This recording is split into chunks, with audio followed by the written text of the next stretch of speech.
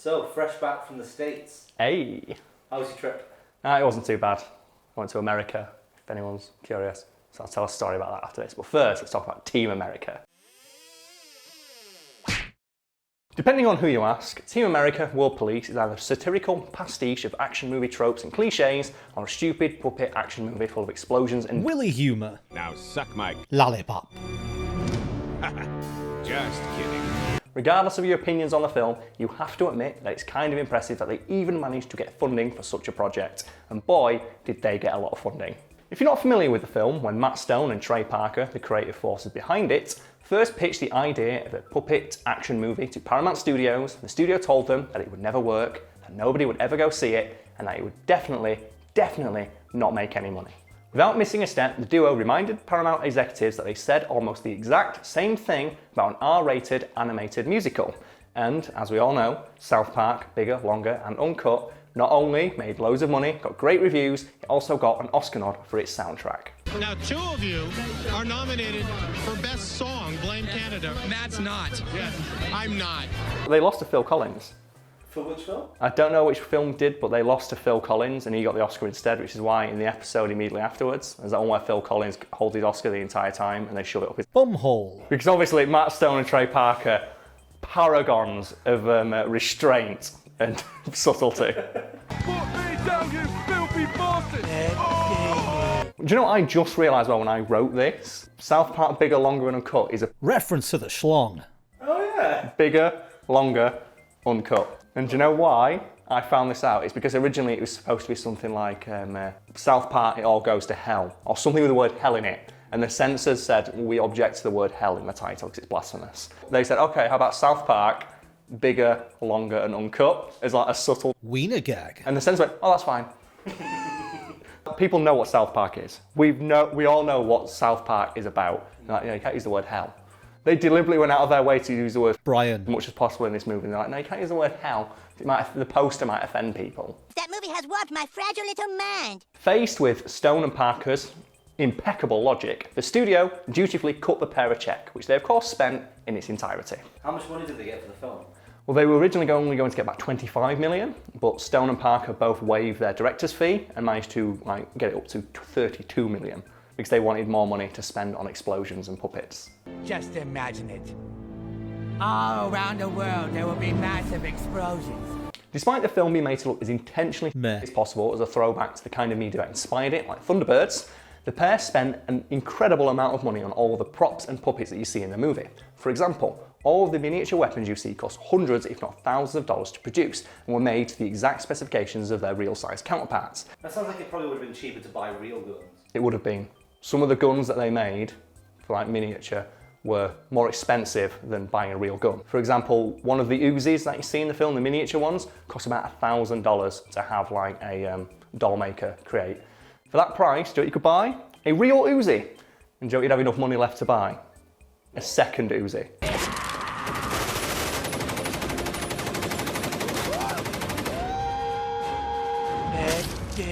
So you could literally buy two Uzis, real ones, and probably some bullets for the same price as one of those miniature ones. And the reason they did it is because they wanted everything to look realistic as possible. And so like they said, spare no expense. These miniature Uzis, they got like the best miniaturists in the country basically to create all this stuff, which I found hilarious because they juxtapose that with stuff like the cat.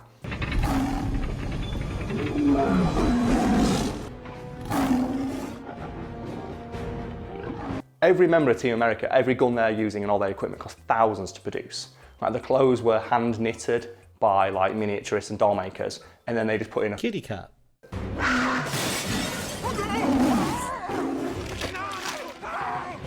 We've spent so many thousands of dollars making this outfit look, so the puppets look amazing. If you look at some of the equipment they're holding, I think one of the members of Team America is holding nail clippers.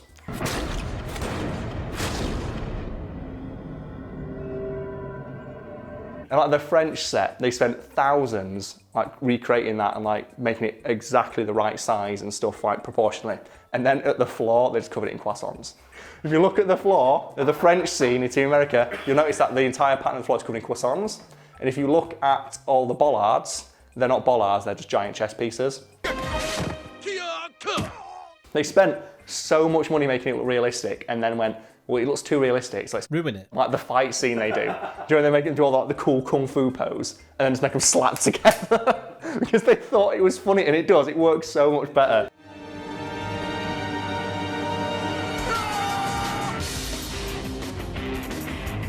By far the most expensive thing on set though were the puppets themselves, which cost thousands of dollars to produce and were wearing handmade clothing that cost more than a backseat full of Air Jordans. For example, according to the LA Times, the pint-sized version of the dictator Kim Jong-il was wearing glasses with hand-ground prescription lenses that cost $300 to produce, which nobody noticed because obviously it was attached to a puppet that looked like this. Why did they spend that much money on a pair of glasses?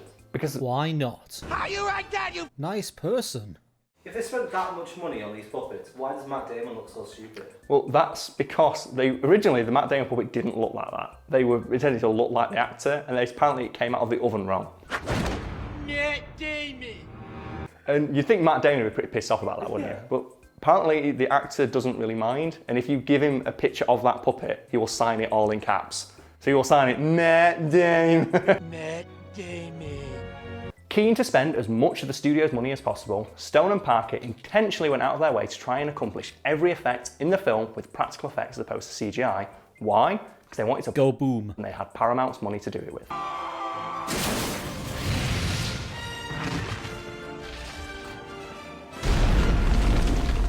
But the fun didn't stop there, and true to Stone and Parker's reputation as pranksters, while the film was being edited, they decided to Fiddle with the MPAA, who were going to rate the film by intentionally sending them increasingly graphic and longer cuts of the film's lovemaking. just because, to quote them, they like the idea of someone being forced to watch a close-up of a puppet's. Love. And that's the image I'd like to leave you all with today. Matt Damon. Matt Damon. Matt Damon. So we're doing like, comment, subscribe, share, whitelist. Is that what we're doing now? Is that what YouTube has become? We've got to ask people to do this laundry list of things at the end of every video. Okay, I'm down with that, I'm down with that. So hey guys, I really hope you enjoyed that video. Why not smash that like button, comment, subscribe, ring our bell, whitelist this video, send us money on Patreon, give us money in our tip jar, follow me on Twitter, Facebook, and all my other social medias, add me on Snapchat, share the video on your own social media. Why not spam the comments of other videos with links to our video? Send me an email telling me what you like, write us a letter. This isn't even taking the piss. There are people who do this. Someone said this sounds familiar. Because the thing is, I've not even done. There's more we can do. Because obviously, I'll be making an appearance at Con Bravo this weekend. Come say hi. I'll be selling my autograph for $5 a piece. Oh, maybe one day I'll get to the point on this website where I'm famous enough where I can get away without doing that ironically. People will be like, I better do all of that so you'll like me. There's going to be somebody in the comments now who will go, I'm doing everything nothing on the list.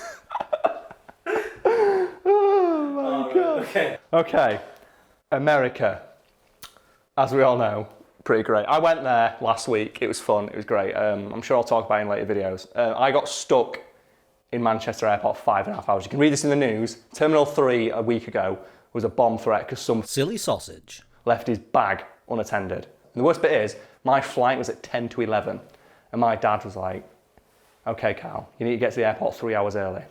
So he called me at 6 in the morning, son, you need to go to America. Thank you, father. All right, so I got up and I get on the train at 7 o'clock. I'm on the train for an hour. I'm wearing my coat because if I wear my heaviest clothes, that'd be a good idea. Get to the airport, my flight's not boarded for 2.5 hours. Wait an hour in the airport, just sat doing nothing. As I'm about to go and get ready to go through check-in, if people could just make their way calmly to the exit, there is a security situation. That's not a word you want to hear. So I was stuck in that airport for A while. Nothing interesting happened there, but that can put you in the mindset of how Sad. I was to fly back. So I'd heard so many horror stories about the TSA. Like, they're all stupid. They Commandeer goods. all the time. So I thought, okay, I'm going to get to the airport as well, early enough that I can deal with that. Silliness. I took this with me, because obviously I work online, so I need to answer emails. Stuff. Up until the day I was going to fly, I was hearing they still might ban laptops from going to America. So Darn it. I take it in my carry-on luggage, and I put it in the little stupid tray you get, and it goes through. And then it gets put aside for additional screening. So this is where This is where my story gets interesting. So, I am stood there, and I pick all my stuff up, put my shoes back on, put my phone in my pocket, and I look over. Don't lean over the barrier, sir. So, my laptop's over there. Can you tell me what's wrong with it? No, we'll get to you in a minute, sir. So I had to stand and watch them for 15 minutes, badger this woman about why she was carrying bags of baby food and powder and formula. She stood there, heavily pregnant with 2 babies. So why do you need this much baby food? And she just pointed to the 2 babies. And the guy went, this still seems like a lot. And she just pointed again to the 2 babies. It's like, they're babies, they eat a lot, it's a long flight. And the guy had to go get his supervisor, and they're like, and she went, well, she has got a baby. How much food do babies eat? I don't know. It's like, at this point, I'm like, why don't you ask the person who's got 2 babies? And finally she goes, and they go and get my laptop. And the guy picks it up, and he looks at it over. And he opens it up, and he gets a swab. He starts swabbing between every individual key, really slowly, and he gets like a piece of paper, I'm assuming texting drugs. I'm like, oh, is everything okay? He doesn't answer me. He keeps swabbing. Is there a problem I can help you with? And he shuts it. He goes, is there any reason, sir, that you think that we may have stopped you with this laptop today? And I said, yeah, and I leaned over and I picked up some hair gel that was below my laptop and went, maybe it was this? And the guy looked at it, realised that the laptop had been sat on the hair gel, and obviously that's what they'd seen in the thing. Well, they thought there was a chemical in it. Yeah, and they just went, oh, I guess you better go through that. He thought he was such a Clever man. go in, I want Darn well. to get this kid, I want to act like really threatening. Oh, yeah, great trip, yeah. TSA, a bit, Unpleasant. but I enjoyed it. I'm sure I'll tell more stories about it later. Boom. Da, da, da, da, da. Da, da, da, da.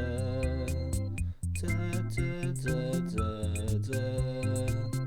Da, da, da, da, da.